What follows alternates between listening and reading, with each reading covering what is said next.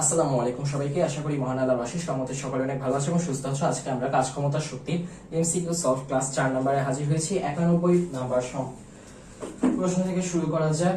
প্রথমে বলেছে আমাদের 50 কেজি ভরের কোন ব্যক্তি 25 সেন্টিমিটার 20টা সিঁড়ি উঠলে কত কাজ করবে।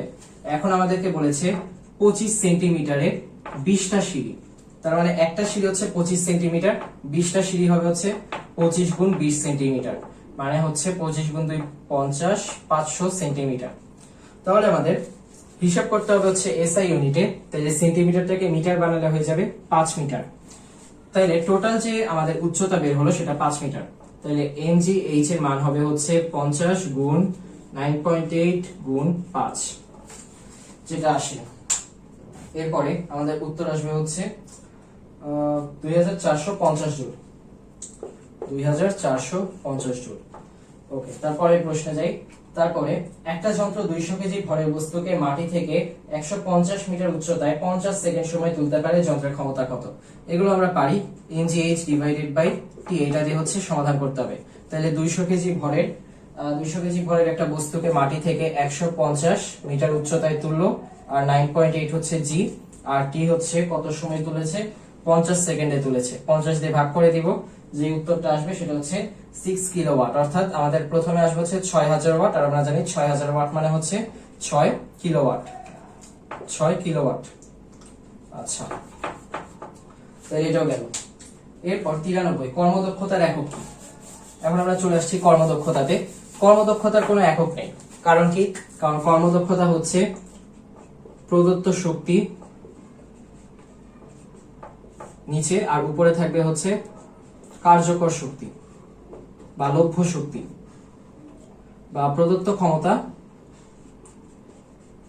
নিচে, আর উপরে থাকবে হচ্ছে কার্যকর ক্ষমতা বা লভ্য কার্যকর ক্ষমতা, এটা।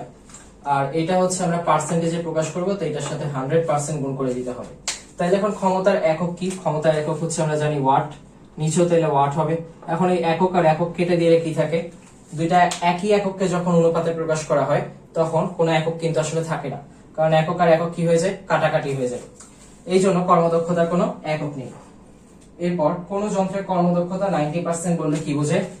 বোঝাচ্ছে হচ্ছে আমাদের এই যে কার্যকর ক্ষমতা যেটা আছে, লভ্য কার্যকর ক্ষমতা, এটা ভাগ প্রদত্ত ক্ষমতা, এটা হচ্ছে এটার সাথে 100% গুণ করে আসে হচ্ছে 90%।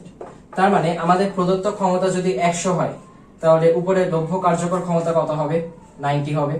তাইলে তো আমাদের 90% আসে, তাই না? তাইলে আমাদের 90% আসে। তো এই ক্ষেত্রে আমরা এই যে নিচে 100 উপরে 90, তাইলে আমরা কি বলতে পারি? যদি আমাদের প্রদত্ত ক্ষমতা 100 জুল শক্তি যদি দেওয়া হয়, যদি আমরা শক্তি দেই 100 জুল, অথবা আমাদের প্রদত্ত ক্ষমতা হয় 100 ওয়াট, তাহলে আমাদের লভ্য কার্যকর ক্ষমতা হচ্ছে হবে 90 ওয়াট। অথবা আমাদের যদি প্রদত্ত কার্যকর শক্তি যেটা বা প্রদত্ত শক্তি যদি 100 জুল হয়, তাহলে কার্যকর শক্তি হবে হচ্ছে 90 জুল। 100 জুল হয় যদি প্রদত্ত শক্তি, তাহলে আমাদের কার্যকর শক্তি হবে 90 জুল। এটাই হচ্ছে আমাদের এই উত্তর। এরপর 700 জুল তড়িৎ শক্তি ব্যবহার করে একটা বৈদ্যুতিক মোটর দ্বারা 40 নিউটন ওজনের একটা বস্তুকে 10 মিটার উপরে ওঠানো হলো। তাহলে আমাদের এফ দেওয়া আছে হচ্ছে 40 নিউটন, আর এফ মানে হচ্ছে এম এ অথবা এম এ, এখানে এম এ দেওয়া আছে। তাহলে আমাদের কাজ হচ্ছে বলের দিকে সরণ এফএস, আর এটা হচ্ছে 40 গুণ সরণটা কোথায় হচ্ছে একটা 10 মিটার উপরে ওঠানো হলো, তাহলে এটা হচ্ছে 10। আর এরপরে আমাদেরকে বলেছে যে 700 জুল তড়িৎ শক্তি ব্যবহার করে এত মিটার উপরে ওঠানো হলো, কর্মদক্ষতা কত? তাহলে ডাব্লিউ হচ্ছে 400, আর আমাদের 700 জুল ব্যবহার করে উপরে ওঠানো হয়েছে, তাহলে এই ডাব্লিউটা হচ্ছে আউটপুট, যতটুকু লভ্য কার্যকর শক্তি আমাদের, বা যে যতটুকু কাজ হয়েছে আসলে। আর উপরে আমরা দেখব ইনপুটটা হচ্ছে যতটুকু দেওয়া হয়েছিল, এখানে দেওয়া আছে 700 জুল, আর এখানে 400 জুল পেলাম।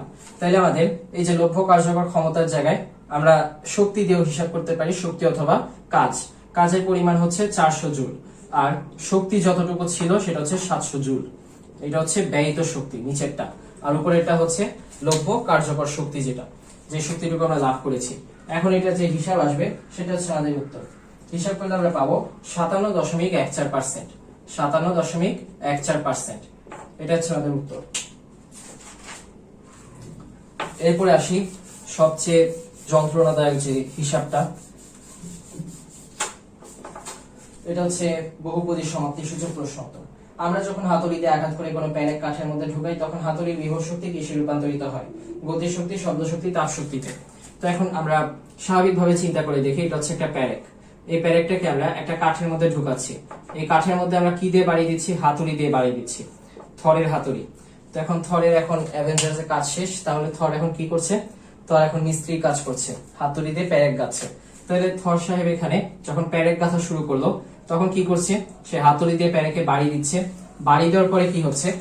কাউকে যখন বাড়ি দেওয়া হচ্ছে কোনো কিছুতে, দেখবে যে কোনো কিছুতে যখন এই হাতুড়ি দিয়ে এটা বাড়ি দেওয়া হবে তখন এই জায়গাটা গরম হয়ে যাবে। তাইলে আমরা কি বলতে পারি? তাপ শক্তিতে রূপান্তরিত হয়েছে। আবার এই জায়গায় ছিল, এটা গতি লাভ করে ভিতরে ঢোকার চেষ্টা করবে। ধীরে ধীরে ধীরে ধীরে এটা গতিপ্রাপ্ত হবে এবং কি হবে? ভিতরে ঢুকবে। হাতুড়ি দিয়ে যতটাই বাড়ি দিব তত আরো ভিতরে ঢুকবে। তাহলে কি হবে? গতি শক্তিতে রূপান্তরিত হবে। তাহলে তাপ শক্তিও হবে, গতি শক্তিও হবে। আবার ঠন ঠন আওয়াজ হবে হাতুড়ি দিয়ে যখন বাড়ি দেওয়া হবে, তাহলে কি হবে? শব্দ শক্তিতে রূপান্তরিত হবে। তাহলে গতি শক্তিও হবে, শব্দ শক্তিও হবে, আবার তাপ শক্তি উৎপন্ন হবে। এরপর বাল্বের ফিলামেন্টের ভিতর দিয়ে তড়িৎ প্রবাহের ফলে তাপ শক্তির কি হয়? বাল্বের যে ফিলামেন্ট, এই যে বাল্বের ফিলামেন্টের মধ্য দিয়ে কি লিখেছে? তড়িৎ প্রবাহের ফলে তাপ শক্তি কি হয়? এই যে এখান দিয়ে যখন তড়িৎ প্রবাহিত হচ্ছে, তাপ শক্তির কি হচ্ছে?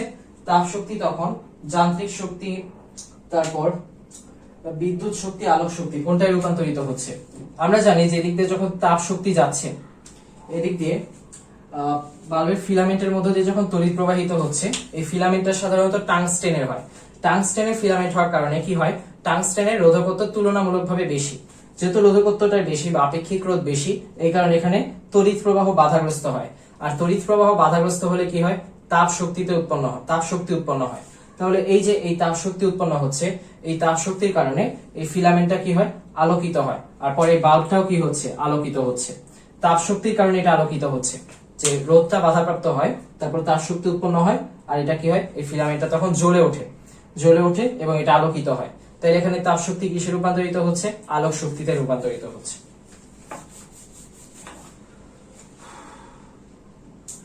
আর তারপর ক্ষমতার একক কি? ক্ষমতার একক আমরা দেখতে পেয়েছি যে জুল সেকেন্ড আসলে কিসের একক? জুল সেকেন্ড কি ক্ষমতার একক? না, জুল পার সেকেন্ড হচ্ছে ক্ষমতার একক। এটা ক্ষমতার একক হতে পারে। তারপর KG metre square per second cube, এটা ক্ষমতার একক হতে পারে। তারপর আর কি হতে পারে? আর এখানে দেওয়া আছে এইচপি, হর্স পাওয়ার, এটা নিয়ে আমরা কথা বলিনি। 1 হর্স পাওয়ার হচ্ছে 746 ওয়াট। 1 হর্স পাওয়ার 746 ওয়াট, এটাও ক্ষমতার একক হতে পারে। এই যে এইচপি, আবার ওয়াটও ক্ষমতার একক হতে পারে। এই হর্স পাওয়ারটা অনেক সময় অপশনে দেওয়া থাকে। আবার অঙ্ক করার ক্ষেত্রে আমাদের অনেক সময় হর্স পাওয়ারে হিসাব করতে হয়। তাহলে 1 হর্স পাওয়ার হচ্ছে এত ওয়াট, আর 1 ওয়াট হবে হচ্ছে এত ভাগ এত হর্স পাওয়ার। 1 ভাগ এত হর্স পাওয়ার। 1 ওয়াট হবে হচ্ছে 1/746 হর্স পাওয়ার। আচ্ছা, এরপরে আসি। এরপর 99, 5 কেজি ভরের একটা বল 6 মিটার উচ্চতার একটা মিনারে স্থির আছে। এই ক্ষেত্রে ভূমির সাপেক্ষে বলটির অভিকর্ষজ বিভব শক্তি 294 জুল। আচ্ছা, এরকম কয়েকটা সিঁড়ি দেওয়া আছে আমাদের, আর এটা হচ্ছে 6 মিটার। এখানে যে বলটা আছে, এই বলের ভর হচ্ছে 5 কেজি। এরপর ভূমিতে পড়ার পূর্ব মুহূর্তে বলটার সমস্ত গতিশক্তি বিভব শক্তিতে রূপান্তরিত হবে। আচ্ছা, তাহলে আমাদের বলেছে যে টোটাল যে বিভব শক্তি, এটা কত হবে? টোটাল বিভব শক্তি, ভূমির সাপেক্ষে বলটির অভিকর্ষজ বিভব শক্তি 294 জুল। তাহলে ভূমির সাপেক্ষে অভিকর্ষজ বিভব শক্তি কত? অর্থাৎ এখান থেকে এই ভূমি পর্যন্ত বিভব শক্তি কত হবে? এটা হবে হচ্ছে mgh। mgh হবে হচ্ছে 5 গুণ 9.8 গুণ 6, এটার মান যত আসে এটা হচ্ছে উত্তর। তো এটা আসবে হচ্ছে 294 জুল।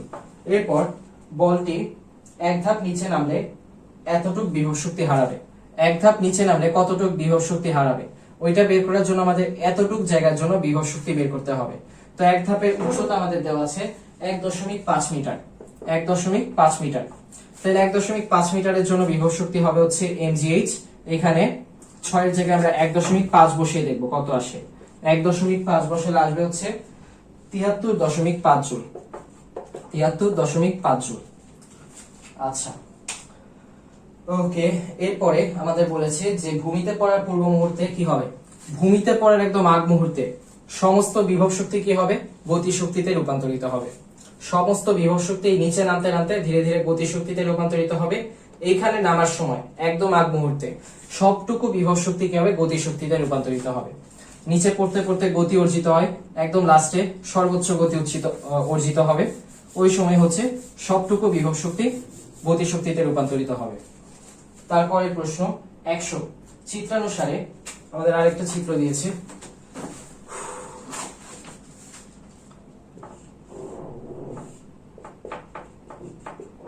ওকে, এটা হচ্ছে এ, এটা হচ্ছে বি, আর এটা হচ্ছে সি, আর এটা হচ্ছে 10 মিটার, 10 মিটার। এটা 1 কেজি, 1 কেজি ভরের কিছু একটা, এটা হচ্ছে 5 মিটার। তাহলে এখন চিত্র অনুসারে এ বিন্দুতে বিভব শক্তি, এই বিন্দুতে বিভব শক্তি কত, এটা হচ্ছে 1 mgh, 1 কেজি, 1 কেজি গুণ 9.8 গুণ হচ্ছে 10 মিটার, তাহলে হবে 98 জুল। এটা হচ্ছে আমাদের বিভব শক্তি। এরপর বি বিন্দুতে মোট গতি শক্তি কত, বি বিন্দু হচ্ছে একদম অর্ধেক, এটা 5 মিটার হলে এটাও 5 মিটার, তাহলে বি বিন্দুতে যেহেতু অর্ধেক তাহলে গতি শক্তির বিভব শক্তিও কি হবে, সমান সমান হবে।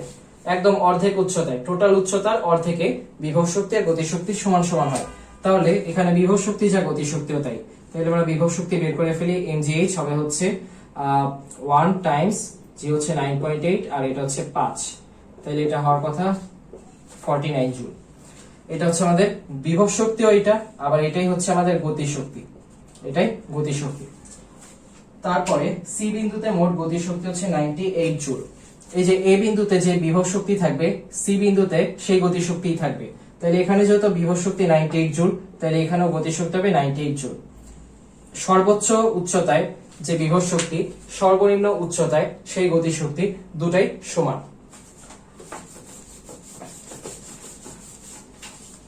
তারপরে প্রশ্ন ক্ষমতা সম্পর্কে নিচের বাক্যগুলো লক্ষ্য করো। ক্ষমতা হচ্ছে কাজ করার হার, ঠিক আছে। ক্ষমতা একটা ভেক্টর রাশি, ঠিক নাই। ক্ষমতার মাত্রা mn² t ইনভার্স 2, ঠিক নাই। ক্ষমতা কেন ভেক্টর না, কারণ ক্ষমতা হচ্ছে কাজ করার হার। তো এখন এই কাজ করার হার, কাজ যেহেতু ভেক্টর না স্কেলার, তাহলে ক্ষমতাও কি হবে, স্বাভাবিকভাবে স্কেলার রাশি হবে। আর কাজ করার ক্ষমতার মাত্রা হচ্ছে ml² t ইনভার্স 3, এখানে t ইনভার্স 2 দিয়েছিল তাই ঠিক নেই। আর তারপর ml² t ইনভার্স 3 মাত্রাটি কার, ml² t ইনভার্স 3, এই যে এই মাত্রাটাই, এটা কার মাত্রা, আমরা বুঝতে পারছি এটা ক্ষমতার মাত্রা, ক্ষমতার মাত্রা। তারপরে বলেছে একক সময় কৃত কাজের একক সময় ব্যয়িত শক্তি। তাহলে আমরা জানি একক সময় কৃত কাজ অথবা একক সময় ব্যয়িত শক্তি দুটোই কিন্তু ক্ষমতাকে নির্দেশ করে। একক সময় কৃত কাজকেই বলা হয় ক্ষমতা, আবার একক সময় যে পরিমাণ শক্তি ব্যয়িত হয় ওই ব্যয়িত শক্তিটাই কি ক্ষমতা। তাহলে দুই ক্ষেত্রে এটা ক্ষমতাকে নির্দেশ করছে। তাহলে এটা ক্ষমতার একক, একক সময় ব্যয়িত কাজের ব্যয়িত শক্তির একক, একক সময় কৃত কাজের একক। তারপর 103 কাজের পরিমাণ কিসের উপর নির্ভর করে, কাজের পরিমাণ প্রযুক্ত বলের উপর নির্ভর করে, অতিক্রান্ত দূরত্বের উপর নির্ভর করে, অতিক্রান্ত সময়ের উপর নির্ভর করে। কাজের পরিমাণ কিন্তু W is equal to mgh, এই যে এখানে যে দূরত্বটা বা উচ্চতা এটার উপর নির্ভর করছে, আবার m ভরের উপরও নির্ভর করছে। কিন্তু এই যে জির উপরও নির্ভর করছে, কিন্তু যে টি আছে এই টি কিন্তু এখানে কোথাও নেই, তাই সময়ের উপর এটা নির্ভর করছে না। আর এখানে প্রযুক্ত বলটাই কিন্তু mg, স্বাভাবিকভাবে mgটা প্রযুক্ত বল হয় যখন এটা উচ্চতার কথা বলে, কিন্তু যদি এটা উচ্চতার কথা না বলে আর কোনো ত্বরণ থাকে তখন এটা mas হয়। তখন এই ma হচ্ছে আমাদের প্রযুক্ত বল আর s হচ্ছে আমাদের সরণ, s হচ্ছে সরণ বা অতিক্রান্ত দূরত্ব, যতটুকু দূরত্ব অতিক্রম করছে এখানে। ওকে, তারপরে আমরা যাই। তারপর হচ্ছে কাজ হবে পাথর নিক্ষেপ করলে, দেয়ালে ধাক্কা দিলে, বই পড়লে। এখন আমরা যদি দেয়ালে ধাক্কা দিই তাহলে কিন্তু কোনো সরণ হবে না, যদি কোনো সরণ না হয় তাহলে কাজও হবে না। আর যখন আমরা বই পড়ছি তখন বসে বসে বই পড়ছি আমরা, স্বাভাবিকভাবে আমরা বসে বসে শুয়ে শুয়ে ভাবে বই পড়ি, তো এই বই পড়ার ক্ষেত্রেও কিন্তু কোনো স্মরণ হচ্ছে না, তাই কোনো কাজও হবে না। কিন্তু পাথর ছুঁড়ে মারলে পাথরটা স্মরণ হচ্ছে, তাই কাজও হচ্ছে। আচ্ছা, তারপর কাজের একক কি? কাজের একক হচ্ছে আমরা জানি নিউটন, নিউটন মিটার এটা হইতে পারে, আবার জুল হতে পারে, অথবা KG metre square per second square এটা হতে পারে। তাইলে আমাদের 2 আর 3 সঠিক। কাজের একক হচ্ছে একটা লব্ধ একক KG metre square per second square joule, তিনটাই সঠিক। এরপর কোন যন্ত্র দ্বারা 5 কেজি ভরের একটা বস্তুকে 2 মিনিটে 15 মিটার উচ্চতায় ওঠানো হলো। তাইলে আমাদের এম হচ্ছে 5 কেজি, আর তারপর 2 মিনিট, সময় হচ্ছে 2 মিনিট, 2 মিনিট মানে হচ্ছে 120 সেকেন্ড। এরপরে আমাদের যেটা দিয়েছে এইচ হচ্ছে 15 মিটার, আর জি আমরা জানি 9.8। তাইলে আমাদের যে ক্ষমতা হবে, ক্ষমতাটা হচ্ছে mgh ডিভাইডেড বাই টি। তাইলে এটা হবে কত? এম হচ্ছে আমরা জানি 5 গুণ 9.8 গুণ এইচ হচ্ছে এখানে 15, আর টি হচ্ছে নিচে 120, যেটা আসে সেটাই উত্তর। আচ্ছা, এরপর আমরা দেখি বিভব শক্তি সঞ্চিত থাকে কোথায়? পানি যখন পাহাড়ের উপর থাকে অবশ্যই একটা উচ্চতা থাকতে হবে, অথবা অবস্থানের পরিবর্তন হতে হবে।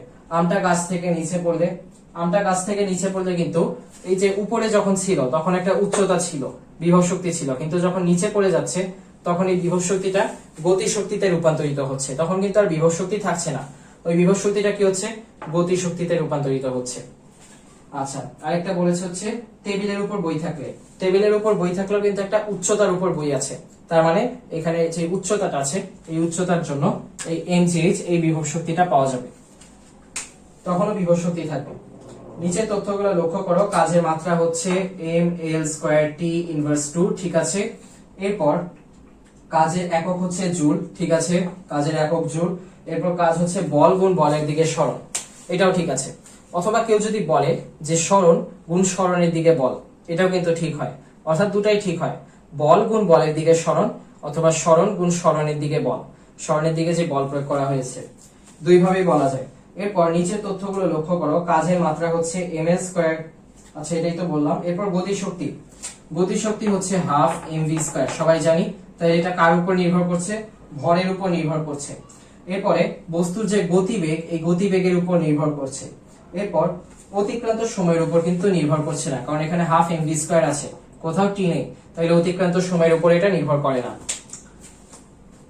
আর এটার পরে নির্দিষ্ট ভরে কোনো বস্তুর গতিশক্তি ই আর ভি হলে এদের মধ্যে সম্পর্কটা কি রকম?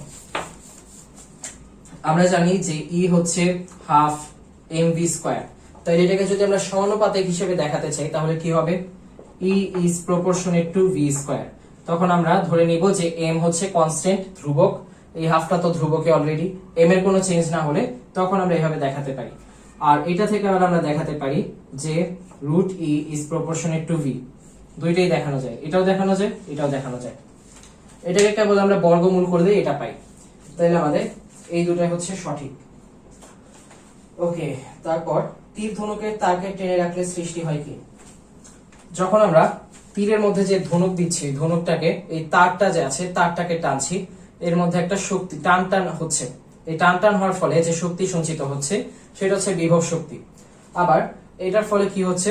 এটার অবস্থানের পরিবর্তনের কারণে এটার মধ্যে একটা বিশেষ বল কাজ করে, ওই বলটা হচ্ছে পীড়ন বল, যেটা এটার আকৃতিটাকে ধরে রাখে। তো এখন এই পীড়ন বলের সাথে আবার আরেকটা বল কাজ করছে, সেটা হচ্ছে সাম্য বল। তো এই তিনটা বল এখানে কাজ করছে। তো তারের যে অবস্থানটা থাকে, এই তারের অবস্থানটা কিন্তু আগে এই পজিশনে ছিল, এখন আমরা পিছে টেনে নিলাম, তাহলে এটার সাম্যাবস্থান যেটা ছিল, এই সাম্যাবস্থানটা এখান থেকে কিন্তু পরিবর্তিত হয়েছে, এই পরিবর্তনের ফলে আবার দেখা যাচ্ছে সাম্য বল কাজ করছে এটার মধ্যে, তাহলে এই তিনটা বলই কাজ করছে। এরপর মাধ্যাকর্ষণ শক্তির প্রভাবে পরন্ত কোনো বস্তুর শক্তি পরিবর্তিত হলে, এই মাধ্যাকর্ষণ শক্তির কারণে একটা গাছে আম ছিল বা আপেল ছিল, এই আপেল এখন নিউটনের মাথায় পড়ছে। তো নিউটনের মাথায় পড়ার সময় কি হবে? এই আপেলের মধ্যে যে বিভব শক্তি ছিল সেটা ক্রমেই কি হবে? গতি শক্তিতে রূপান্তরিত হবে। তাহলে ক্রমেই কি হবে? বিভব শক্তি হ্রাস পাবে আর গতি শক্তি বৃদ্ধি পাবে। বিভব শক্তি কমতে থাকবে আর গতিশক্তি বাড়তে থাকবে। আর এরপর বিভব শক্তি আর টোটাল শক্তি যেটা থাকবে, এখানে টোটাল বিভব শক্তি আর গতিশক্তির সমষ্টি যেটা হবে প্রত্যেকটা পয়েন্টে সেটা সেম থাকবে। অর্থাৎ যান্ত্রিক শক্তি সবসময় সমান, বিভব শক্তি আর গতিশক্তি পাল্টাতে পারে কিন্তু দুইটার সমষ্টি সবসময় কি হবে, সমান হবে। আচ্ছা, এরপরে আমরা দেখি বিভব শক্তি বস্তুর ভরের উপর নির্ভর করে, ওজনের উপর নির্ভর করে, উচ্চতার উপর নির্ভর করে। তাইলে এখন আমরা দেখি বিভব শক্তি হচ্ছে mgh। আর আমরা জানি যে বস্তুর ভর হচ্ছে m, বস্তুর ওজন হচ্ছে mg, mg হচ্ছে বস্তুর ওজন আর h হচ্ছে বস্তুর উচ্চতা। তাহলে তিনটার উপরে কিন্তু নির্ভর করছে। কোন বস্তুর বিভব শক্তি বেশি হবে যদি বলের মান বেশি হয়, বস্তুর ভর বৃদ্ধি পায়, বস্তুর অধিক সরণ ঘটানো হয়। যদি বলের মান বেশি হয় তাহলে কি হবে, এই যে একটা বিভব শক্তি আমরা দেখি mgh, এই mgটাই কিন্তু আবার বল, এটাকে আমরা fs ও বলতে পারি, fs অথবা mgh। তো এখন বলের মান যদি বাড়ে তাহলে কি হবে, আমাদের যে কাজ আছে কাজের মানও বাড়বে। বলের মান বাড়ালে কাজের মানও বাড়বে, সরণের মান বাড়ালে কাজের মান বাড়বে, সরণের মান যদি বাড়ে কাজের মান বাড়বে। এরপরে আমাদের যদি এই ওজনের মানটা বাড়ানো হয় তাহলেও কাজের মান বৃদ্ধি পাবে। আচ্ছা, আবার এই যে ভর আছে, ভরের মান বাড়ালেও কাজের মান বাড়বে। নিচের তথ্যগুলো লক্ষ্য করো। বস্তুর কাজ করার সামর্থ্যকে শক্তি বলে, শক্তির মাত্রা ও কাজের মাত্রা ভিন্ন। আর শক্তির মাত্রা কাজের মাত্রা কিন্তু একই, কিন্তু এখানে আমাদের আরেকটা জিনিস বলেছে, সেটা আমরা একটু দেখি। আমাদের 1 কিলোওয়াট আওয়ারের হিসাব দিয়েছে। 1 কিলোওয়াট আওয়ার কত জুল? তো এখন আমরা জানি জুল মানে হচ্ছে ওয়াট গুণ সেকেন্ড, ওয়াট আর সেকেন্ড, অর্থাৎ ক্ষমতার সাথে সময় গুণ করলে কি পাওয়া যায়, কাজ পাওয়া যায়। এই কাজের এককটাই জুল, এই ওয়াট আর সেকেন্ড গুণ করলে আমরা এই জুলটা পাবো। তাইলে এখন এই কিলোওয়াট আওয়ারটাকে আমরা ওয়াট সেকেন্ড বানাতে চাই। তাইলে এখন এটা কি হচ্ছে, কিলোওয়াটের সাথে যদি আমি 1000 গুণ করি, কিলোওয়াটের সাথে 1000 গুণ করলে কি পাবো, ওয়াট পাবো, ওয়াট পাবো। এরপরে এটা যে আওয়ার আছে, আওয়ার, এই আওয়ারের সাথে যদি আমি 3600 গুণ করে দিই তাহলে কি পাবো, সেকেন্ড পাবো। কারণ আমাদের 1 ঘন্টায় কত, 3600 সেকেন্ড। আর 1 কিলোমিটার বা 1 কিলোওয়াটে কত, 1000 ওয়াট। তাহলে এটা গুণ করার পরে আমরা পাবো কিলোওয়াট আওয়ার গুণ কত, 3.6 times 10 to the power 1 2 3 4 5 6 10 to the power 6। এইটা হচ্ছে এটার সাথে গুণ করতে হবে। তাহলে 1 কিলোওয়াট কত, কত জুল পার সেকেন্ড, কত জুল, কত ওয়াট সেকেন্ড, এই যে এত 1 কিলোওয়াট। তাহলে কি ছিল আমাদের প্রশ্নে, যে 1 কিলোওয়াট হচ্ছে, এটাই হচ্ছে কিলোওয়াটের সাথে এত গুণ করছি। আচ্ছা, এটা হচ্ছে ভাগ করছি, তাহলে এটা দিয়ে পাওয়া যাচ্ছে হচ্ছে, না সরি, গুণ করছি, এটা গুণ করার পরে পাওয়া যাবে হচ্ছে এই টোটাল হিসাবটা। কিন্তু যদি আমি জুল চাই,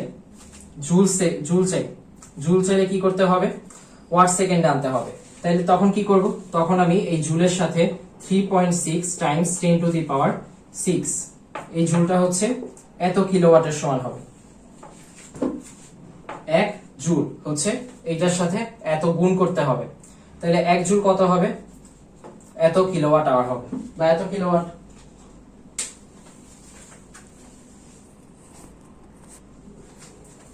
আচ্ছা, তাহলে দেখাচ্ছি 1 কিলোওয়াট আওয়ার। 1 কিলোওয়াট আওয়ার হবে হচ্ছে 1000 ওয়াট গুণ 3600 সেকেন্ড। তাহলে এটা হবে 3.6 গুণ 10 to the power 6 watt second. আর ওয়াট সেকেন্ড মানে হচ্ছে জুল। তাহলে 1 কিলোওয়াট আওয়ার হবে হচ্ছে 3.6 গুণ 10 টু দি পাওয়ার 6 জুল। তারপরে প্রশ্ন, এরপরে কি বলেছে, নবায়নযোগ্য শক্তির উৎস হচ্ছে জোয়ার ভাটা, বায়োগ্যাস, ভূতাপীয় শক্তি, তিনটাই নবায়নযোগ্য শক্তির উৎস। তারপরে নিউক্লিয় বিক্রিয়া, তেজস্ক্রিয় বিক্রিয়া, ফিশন, শৃঙ্খল বিক্রিয়া। নিউক্লিয় বিক্রিয়া কিন্তু তেজস্ক্রিয় না, নিউক্লিয় বিক্রিয়া তেজস্ক্রিয় বিক্রিয়া না, এটা শৃঙ্খল বিক্রিয়া বা চেইন রিঅ্যাকশন বলা হয়, কারণ এটা চেইনের মতো করে বারবার হতে থাকে।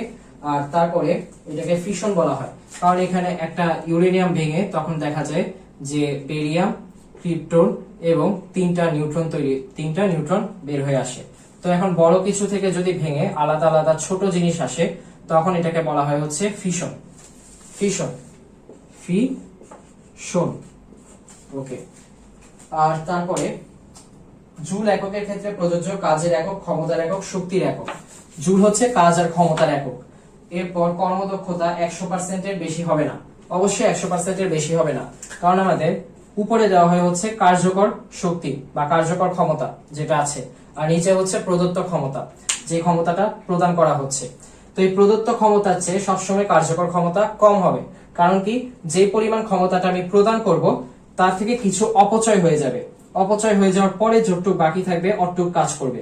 তার মানে উপরেরটা সবসময় নিচেরটা চেয়ে কম, তাইলে যদি নিচেরটা চেয়ে উপরেরটা কম হয় তাহলে কি হবে, 100%-এর বেশি কি হবে, হবে না, সবসময় এটা 1-এর চেয়ে কম হবে। এই টোটাল জিনিসটা সবসময় 1-এর চেয়ে কম হবে, এই জন্য এটাকে যখন আমি শতকরায় প্রকাশ করব তখন এটা 100% হবে না, তার চেয়ে কম হবে। তারপরে এটা অন্তর্মুখী ক্ষমতা বহির্মুখী ক্ষমতার অনুপাত।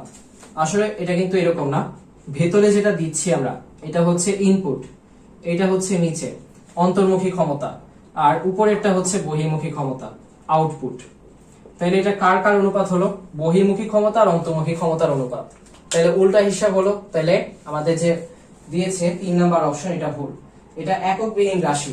দুটাই যেহেতু ক্ষমতা অথবা দুটাই যেহেতু শক্তি, শক্তি আর কাজ বা ক্ষমতা ক্ষমতা, তাহলে দুটার এককই কি একই, একক একক কাটাকাটি করলে কি হবে, একই জিনিস আসবে। ওকে, তাহলে আমাদের 120 পর্যন্ত শেষ, আজ এই পর্যন্তই। আল্লাহ হাফেজ সবাইকে, আসসালামু আলাইকুম।